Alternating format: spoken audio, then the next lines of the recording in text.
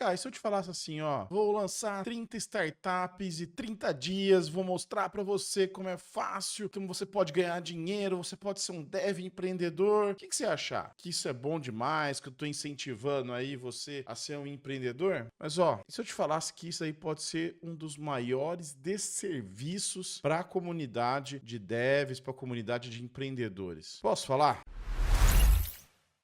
Fala, Neto! Bom, pessoal, esses dias aí, eu vi um post no LinkedIn que a pessoa falou assim, porque eu vou lançar aí 30 startups em 30 dias, né? Não vou falar da intenção de quem faz isso, eu imagino que eu vou assumir que essa pessoa tem uma boa intenção em fazer isso, tá? Mas eu quero analisar esse fenômeno aí e as consequências para quem consome esse tipo de conteúdo, que isso pode ser muito sério, sabe? A gente, primeiro assim, a gente tá numa época onde esses posts e esses influenciadores, essa pessoa, nesse caso, não foi só uma pessoa que eu vi, tá? Mas aí, mas essas pessoas têm uma comunidade, quer te vender alguma coisa, eu sei, eu tô aqui com a camisa da App Academy, eu também vendo curso, mas, cara, vamos lá. Essa ideia dos 30 dias, 30 startups em 30 dias e não sei o quê, nada mais é do que marketing, tá? Nada mais é do que gerar conteúdo. Não é empreendedorismo em série isso, né? Os produtos criados não são startups, tá? É um erro de categoria, tá? É como você chamar um Jeep para um carro de Fórmula 1. Ambos são veículos, mas com propósitos, engenharias e métricas e, sei lá, totalmente oposto, diametralmente oposto. E o que eu quero te mostrar aqui hoje é isso, que você não precisa fazer 30 micro-SaaS, 30 coisas para ser um dev empreendedor, alguma coisa assim, tá? E porque isso pode ser muito danoso mesmo, tá? E aí, talvez você não saiba, ou vamos entender a definição de micro-SaaS para poder falar sobre a relação do porquê que esse argumento, né? Porque essa pessoa, inclusive, ela fala de 30 startup em 30 dias, e na verdade eram 30 micro-SaaS, tá? E não tô falando que micro-SaaS são coisas ruins, né? O micro-SaaS, apesar do nome micro ali, ele tem mais uma questão de filosofia do que tamanho em si. Normalmente, esse micro-SaaS ele vai ter um nicho específico, né? Ele vai resolver ali um problema pontual para um subconjunto do mercado.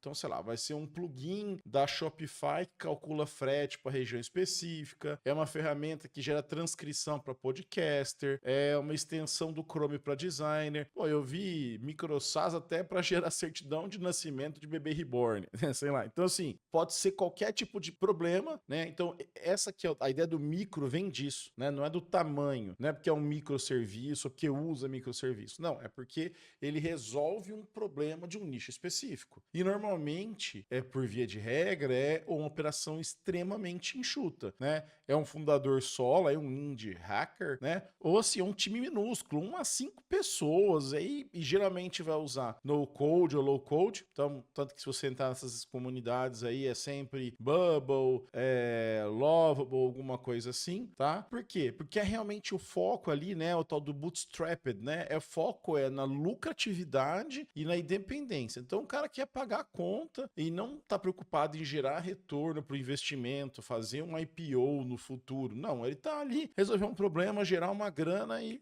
sei lá, bora pro próximo daqui a pouco, entendeu? E aí, pode parecer super inovador, né? O cara, vou criar 30 startups num mês e tal. Isso, na verdade, vem de um livro, de um artigo, né? Que chamava 12 Startups in 12 Months, que é de 2014, Peter Levels, tá? E a motivação real, e é muito interessante essa motivação, que ele falava o seguinte, ele queria superar o perfeccionismo e o medo de lançar alguma coisa, desenvolvendo o músculo do lançamento, e era um desafio pessoal desse cara. E isso é muito importante. Por exemplo, para gravar aqui para vocês, eu tô usando uma plataforminha que eu criei para mim mesmo, e eu resolvi publicar, chama flashdeck.me. Então, você até pode entrar lá, pode se inscrever, cadastra, eu deixei liberado, porque eu sentia, eu tenho essa dificuldade, eu quero lançar um aplicativo, eu tenho várias ideias de aplicativo, só que aí eu quero fazer tão perfeitinho, tão negócio assim, porque eu tenho que fazer com arquitetura, que não sei o quê, e eu nunca saí do lugar, né? E aí entra a parte do marketing que é muito boa, que ele mesmo admitiu que eram projetos e que ele usou a palavra startup para atrair a atenção da mídia de tecnologia. Ele mesmo admitiu isso. Óbvio, gente, essa pessoa que fez isso no LinkedIn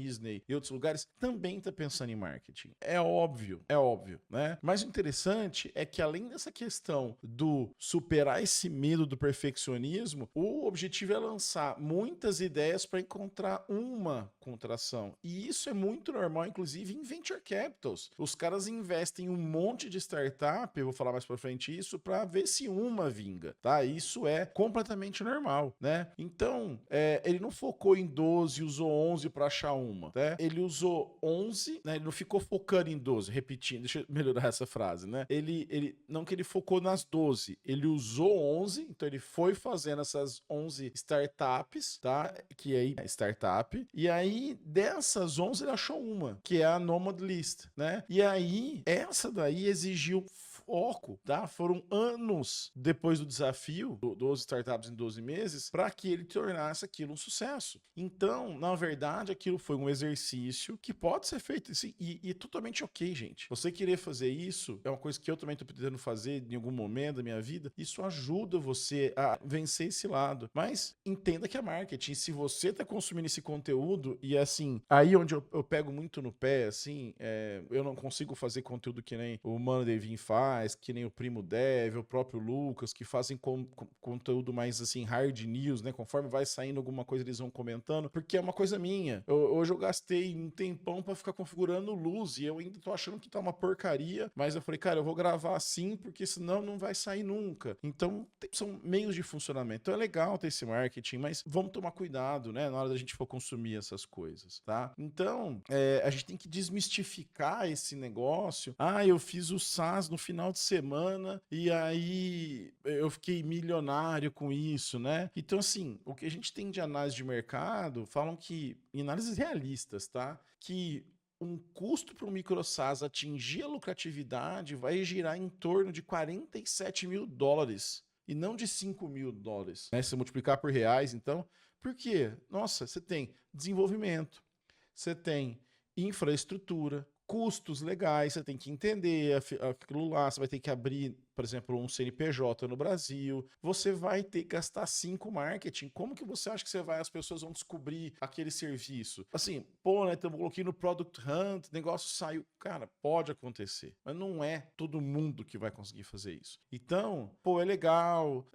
e é legal ver os casos do cara lá que fez, o contador do tempo de namoro, que era para a namorada dele, ele ganhou $50 mil no mês. É legal, mas são casos, tá? Isso aqui, gente, não é para te desanimar, não, mas é para alinhar a expectativa. É um negócio real com custos reais. Você vai colocar ali seu cartão de crédito para pagar um Google Cloud, um AWS, você vai pagar um serviço de assinatura, uma Lovable, você vai pagar um Firebase, você vai pôr grana em anúncio. Então, assim, é um negócio real com custos reais. E você pode, sim, ganhar uma grana com isso. Ah, Neto, mas o cara ganhou. Beleza. Quantos que vão, de novo, conseguir um sucesso desse em um mês ou em 15 dias? São poucos, né? São poucos. Tá? Então, quais são, assim, o que o hype esconde? E aí isso que é interessante, né? Essa que é a minha crítica. O cara lá tem a comunidade dele, ele quer vender sítio na comunidade, então ele tá fazendo isso para mostrar que você pode gerar produtos que estão ganhando e tal, mas o que esse hype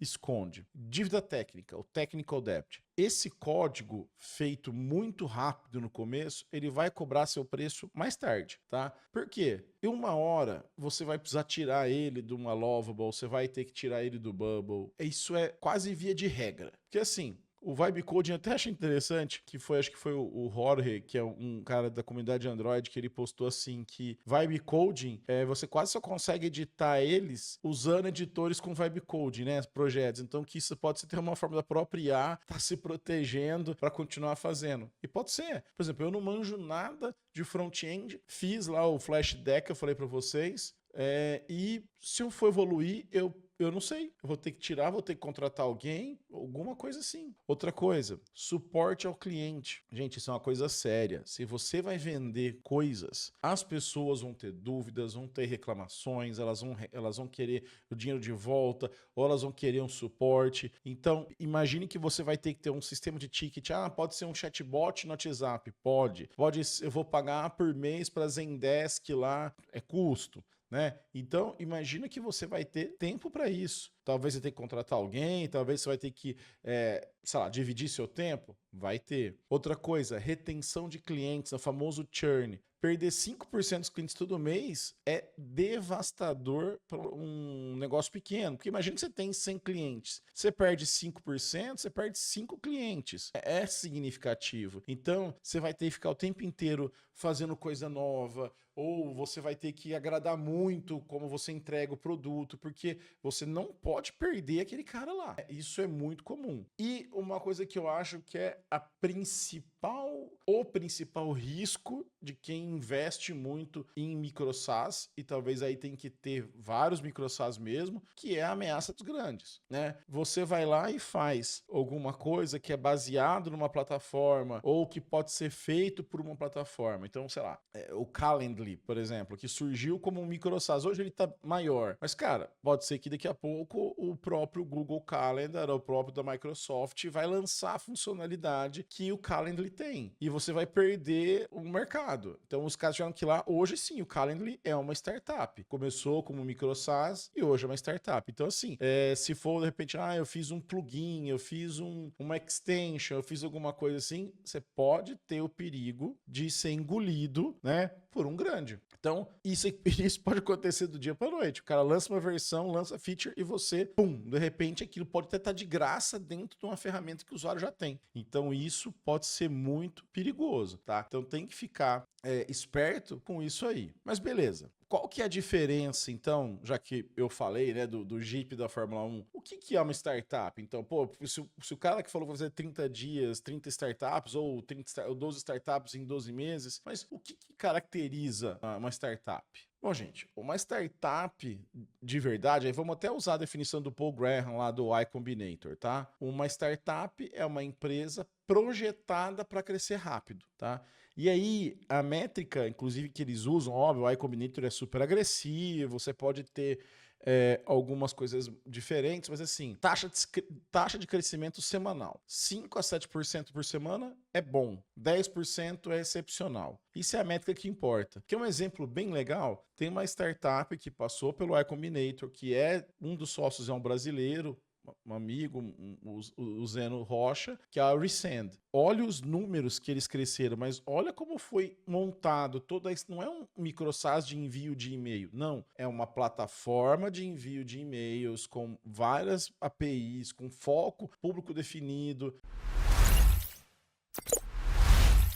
Ele está por trás, né, de todo um processo de estruturação, que aí entra na lógica que eu tinha falado agora há pouco, que nem do caso do cara lá que fez as 12, né, em 12 meses, que ele das 11, de 12 ele focou em uma depois. Um VC, que é o Venture Capital, né, que é quem põe grana, eles vão ter mais ou menos assim a mesma lógica. Esse fundo, ele vai ter ali, sei lá, no portfólio dele 20 empresas que ele está pondo dinheiro. E ele já sabe, ele espera que umas 18 vão falhar, por exemplo. Uma deu um retorno ok, beleza, ela se paga, eu consigo ali vender ela, tirar meu dinheiro, e às vezes vai retornar o valor do fundo inteiro, sei lá, 100 vezes, 1000 vezes. Por isso que eles precisam de potencial de crescimento massivo. E é assim que eles vão fazer a análise deles. Então, vocês estão vendo como que a startup por si só, ela tem essa outra forma de funcionamento? E assim, gente, vamos pensar que uma startup, eu não sei quantos de vocês tiveram já a possibilidade de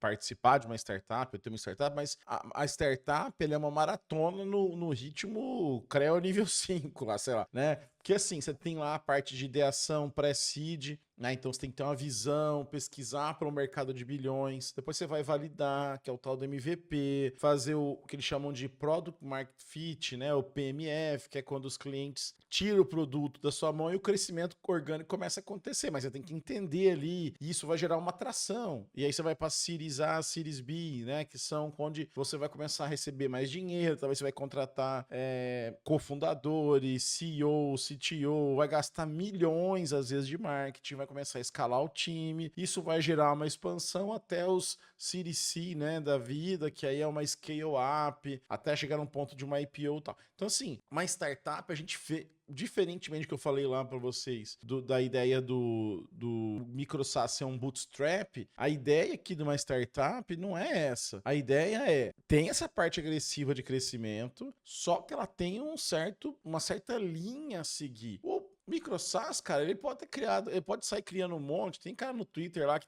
tem os building public, o cara cria não sei quantas lá, cria, beleza. E não tem nada de errado com isso, porque eu falei, eu tô só falando desse discurso 30 startups. Não são startups, são 30 negócios, 30 vendinhas, entendeu? É isso, são isso, tá? Então, quando a gente pensa em distinções aí, cara, primeiro, o micro SaaS são, no geral, excelentes produtos. Resolve um problema. Enquanto as startups, elas são empresas, né? Elas vão ter que ter uma organização durável ou, pelo menos, escalável, construída. Aí sim pode ser em torno de um produto. Mas você vai ter ali toda uma questão muito mais estruturada que essa startup e depois uma empresa vai ter, né? Que é dado como 5 elementos de uma empresa, né? A marca, a reputação, a distribuição, equipe, modelo financeiro e o fosso competitivo, o moat, né? Barreira contra cópias. Então, assim, cara, quando você tem ali o nosso amigo micro SaaS, você não tá nem pensando nisso. Você tá pensando em pôr as pessoas para usarem aquilo que você fez, pôr as pessoas para pagarem para você, criar modelos de assinatura, modelos de compra, alguma coisa assim, e tocar. E tá tudo bem.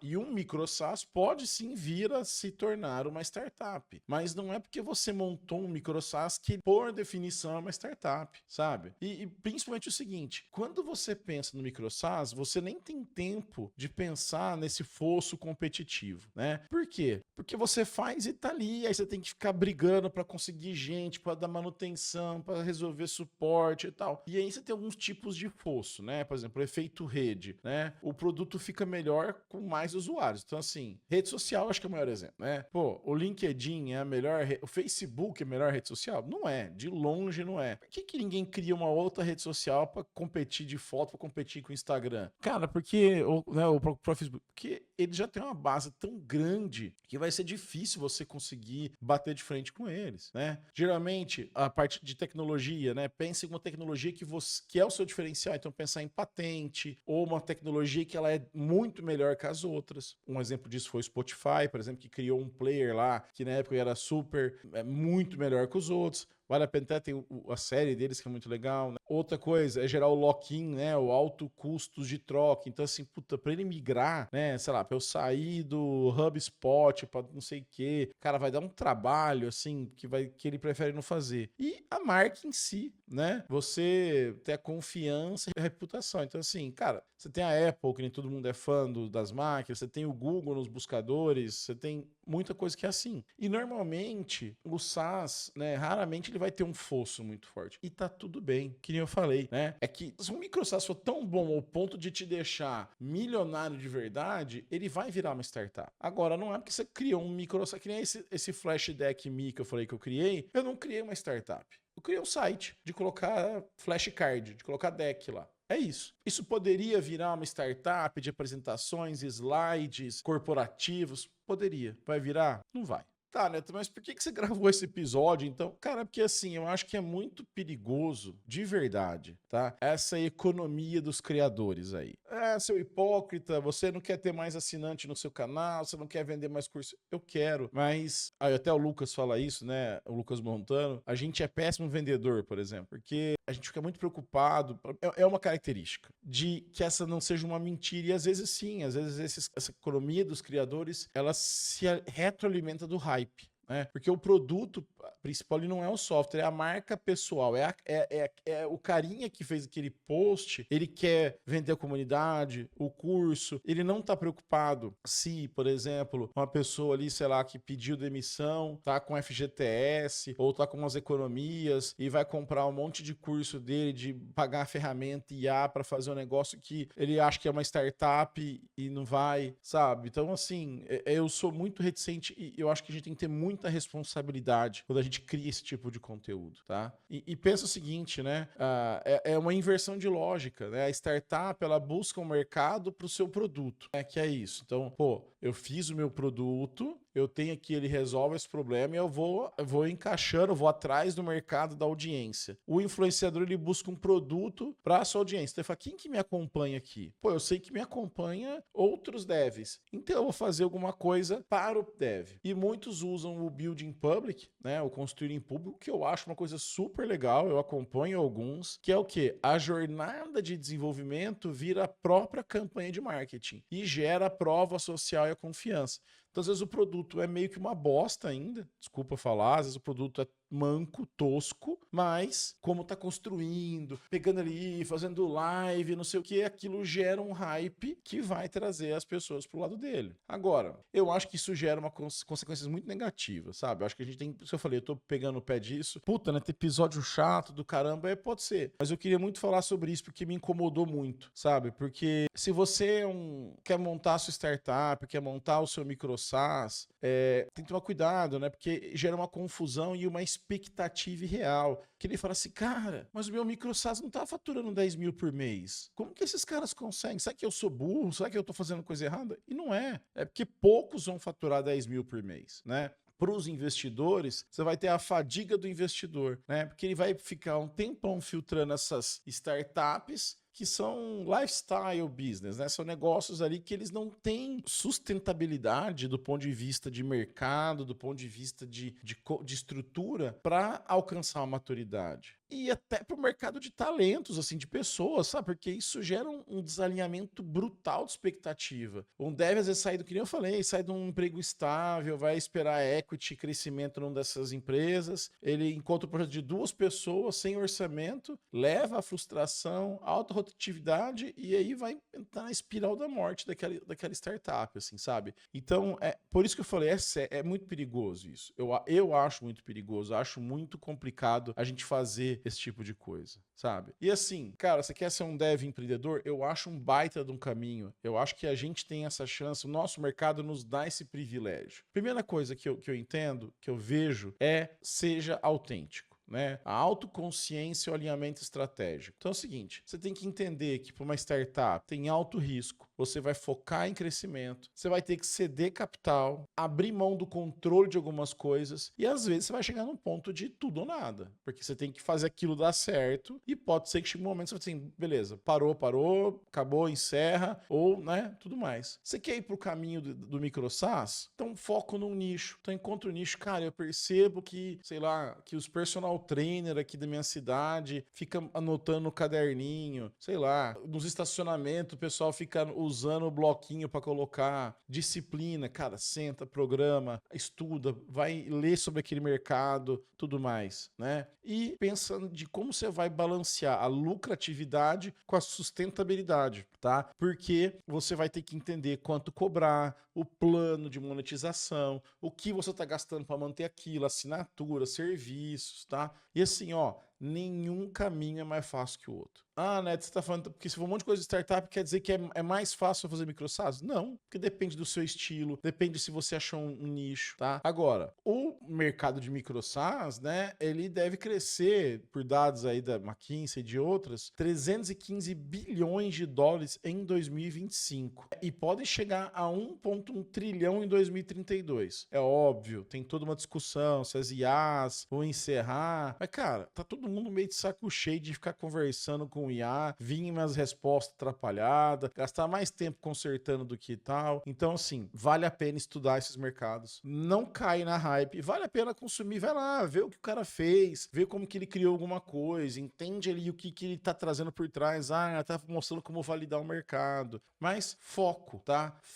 Tenta entender primeiro o que faz sentido, entender quais são os seus pontos fortes, escolha alguma coisa, tá? Porque assim, entenda também qual o caminho faz sentido para você, qual que são os seus objetivos de carreira. É startup? É micro SaaS? É trabalhar numa empresa grande a conseguir conhecimento, tudo mais? Então assim, é importante a gente ter essas coisas em mente. Eu queria saber de você, se você já pensou nisso, se já passou por alguma coisa, já montou uma startup, já montou um micro SaaS, já teve problema, ou se você pretende fazer. Vamos trocar ideia, eu acho que isso é muito importante. É um assunto que a gente pouco conversa no mundo de desenvolvimento, às vezes fica muito nisso, eu sou dev, eu faço qualquer coisa, mas vamos trocar uma ideia, tá bom? E aquele pedido de sempre, né? Deixa aí o seu like se estiver no YouTube, se inscreve, fazendo um favor, quero ajudar, voltamos agora com os episódios. Se for podcast no Spotify, no Apple, nos outros, dá 5 estrelinhas e tudo mais. E quiser dar alguma sugestão, entrar em contato, todos os dados estão aqui ou na descrição do episódio ou no post do YouTube, tá bom? Assim como os links aí do ensaio do Paul Graham, a parte dos 12 startups em 12 meses. Como sempre, vai estar tudo por aí, beleza? Um abraço e até o próximo.